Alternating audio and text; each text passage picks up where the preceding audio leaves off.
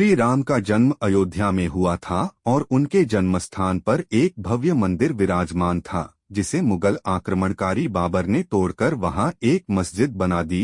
अयोध्या दंगा ऐतिहासिक रहा। इस नगरी को भगवान श्री राम के पूर्वज विवस्वान सूर्य पुत्र वैवस्वत मनु द्वारा बसाया गया था। इसलिए अयोध्या नगरी में सूर्यवंशी राजाओं का राज महाभारत काल तक रहा। अयोध्या नगरी के दशरथ महल में ही प्रभु श्री राम का जन्म हुआ। इस नगरी की अतुलनीय छटा और खूबसूरत इमारतों का वर्णन वाल्मीकि रामायण में भी मिलता है, लेकिन भगवान श्री राम के जल समाधि लेने के बाद अयोध्या कुछ समय के लिए उजाड़ हो गई थी। कहा जाता है कि राम जी के पुत्र कुश ने फिर से अयोध्या का पुनर्निर्माण कराया और इसके बाद सूर्यवंश की अगली 44 पीढ़ियों तक इसका अस्तित्व चरम पर रहा। इसके बाद महाभारत काल में हुए युद्ध के बाद भी अयोध्या फिर से उजाड़ हो गई। पौराणिक कथाओं के अनुसार प्राचीन काल में भगवान श्री राम के जल समाधि लेने के बाद और महाभारत युद्ध के बाद अयोध्या के उजाड़ होने और फिर से बसने का वर्णन मिलता है। लेकिन श्री राम जन्मभूमि अयोध्या और यहाँ बने श्री राम मंदिर को एक नहीं बल्कि कई बार आक्रमणों का सामना करना पड़ा। अयोध्या को नष्ट करने के लिए मुगलों द्वारा कई अभियान भी चलाए गए। मंदिर में बाबरी ढांचा खड़ा किया, भव्य मंदिर तोड़ मस्जिद बनवाए गए, लेकिन प्रभु श्री राम की जन्मभूमि कभी नष्ट न हो सकी। वैसे तो अयोध्या नगरी का इतिहास त्रेतायुग से भी पुराना है। श्री राम जन्मभूमि देश के सबसे लंबे केस में एक है, लेकिन 5 अगस्त 2020 का दिन सुनहरे अक्षरों में दर्ज हो गया। 1528 से 2020 तक अयोध्या के पूरे 492 सालों के इतिहास में कई मोड़ आए। इसमें 9 नवंबर 2019 का दिन बेहद खास रहा, जब 5 जजों की संवैधानिक बेंच ने ऐतिहासिक फैसला सुनाया। 1528 मुगल बादशाह बाबर के सिपहसालार मीर बाकी ने विवादित जगह पर मस्जिद का निर्माण कराया। इस स्थान को लेकर हिंदू समुदाय के लोगों द्वारा यह दावा किया कि यहां भगवान राम की जन्मभूमि है और इस स्थान पर एक प्राचीन मंदिर भी था। हिंदू पक्ष के लोगों ने मस्जिद में बने 3 गुंबदों में एक गुंबद के नीचे भगवान राम का जन्मस्थान बताया। 1853 से 1949 श्रीराम जन्मभूमि पर जहां मस्जिद का निर्माण किया गया, वहां के आसपास के कई स्थानों पर पहली बार 1853 में दंगे हुए। इसके बाद 1859 में अंग्रेजी प्रशासन ने विवादित स्थान के पास बाड़ लगा दी और मुसलमानों को ढांचे के अंदर वहीं हिंदुओं को बाहर चबूतरे के पास पूजा करने की इजाजत दे दी। 1949 अयोध्या श्रीराम जन्मभूमि का असली विवाद 23 सितंबर 1949 को तब हुआ, जब मस्जिद में भगवान राम की मूर्तियां मिलीं। इसे लेकर हिंदू समुदाय के लोग कहने लगे कि यहाँ साक्षात भगवान राम प्रकट हुए हैं। वहीं मुस्लिम समुदाय के लोगों ने आरोप लगाया कि किसी ने चुपके से यहाँ मूर्तियां रखीं। ऐसे में यूपी सरकार ने तुरंत मूर्तियों को वहां से हटाने के आदेश दिए, लेकिन जिला मजिस्ट्रेट के नायर ने धार्मिक भावना को ठेस पहुंचने और दंगों भड़कने के डर से इस आदेश में असमर्थता जताई। इस तरह से सरकार द्वारा इसे विवादित ढांचा मानकर ताला लगा दिया गया।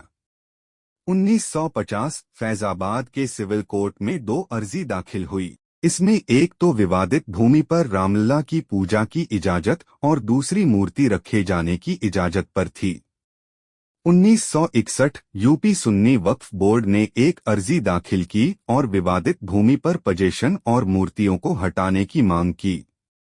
1 फरवरी 1986 में यूसी पांडे की याचिका पर फैजाबाद के जिला जज के एम पांडे ने हिंदुओं को पूजा करने की इजाजत दे दी और ढांचे पर लगे ताले को हटाने का आदेश दिया। 6 दिसंबर 1992 को वीएचपी और शिवसेना समेत कई हिंदू संगठन के लाखों कार्यकर्ताओं ने विवादित ढांचे को गिरा दिया। इससे देश भर में सांप्रदायिक दंगे हुए और हजारों की तादाद में लोग मारे गए।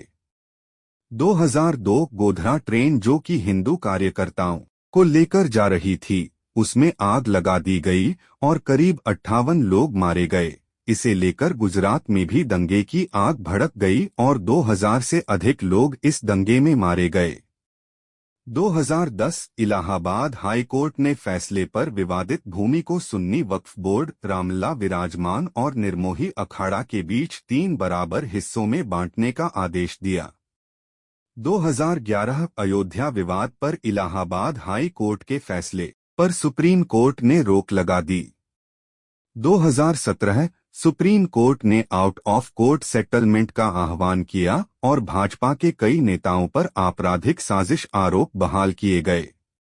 8 मार्च 2019 को सुप्रीम कोर्ट ने मामले को मध्यस्थता के लिए भेजा और 8 सप्ताह के भीतर कार्यवाही को खत्म करने के आदेश दिए। इसके बाद 1 अगस्त को मध्यस्थता पैनल ने रिपोर्ट पेश की और 2 अगस्त को सुप्रीम कोर्ट मध्यस्थता पैनल मामले में समाधान निकालने कामयाब नहीं रहे। इस बीच सुप्रीम कोर्ट में अयोध्या मामले को लेकर प्रतिदिन सुनवाई होने लगी और 16 अगस्त 2019 को सुनवाई पूरी होने के बाद फैसला सुरक्षित रखा गया। 9 नवंबर 2019 सुप्रीम कोर्ट के 5 जजों की बेंच ने श्रीराम जन्मभूमि के पक्ष में फैसला सुनाया। वहीं 2.77 एकड़ विवादित भूमि हिंदू पक्ष को मिली और मस्जिद के लिए अलग से 5 एकड़ जमीन मुस्लिम पक्ष को मुहैया कराने का आदेश दिया गया। 25 मार्च 2020 को पूरे 28 साल बाद रामलला टेंट से निकलकर फाइबर मंदिर में शिफ्ट हुए और इसके बाद 5 अगस्त को भूमि पूजन किया गया। 2023 अब एक बार फिर से श्रीराम जी की जन्मभूमि अयोध्या में रामलला का भव्य मंदिर बनकर तैयार हो चुका है। 22 जनवरी 2024 को रामलला के भव्य मंदिर का अभिषेक होगा। इस तरह से सालों साल चले इस विवाद का अंत होगा और रामलला की पूजा आराधना की जाएगी। करीब 500 साल के लंबे इंतजार और कड़ी लड़ाई के बाद आखिरकार 22 जनवरी 2024 को श्रीराम जन्मभूमि अयोध्या में भव्य राम मंदिर का अभिषेक समारोह आयोजित किया जाएगा। यह सनातन प्रेमियों के लिए भक्ति, खुशी और उत्साह का पल होगा। यह अवसर एक त्योहार के समान होगा। 22 जनवरी को राम मंदिर के अभिषेक व प्राण प्रतिष्ठा के बाद 24 जनवरी 2024 को प्रधानमंत्री नरेंद्र मोदी द्वारा मंदिर का उद्घाटन किया जाएगा। फिर सभी भक्तगण मंदिर में रामलला के दर्शन कर पाएंगे।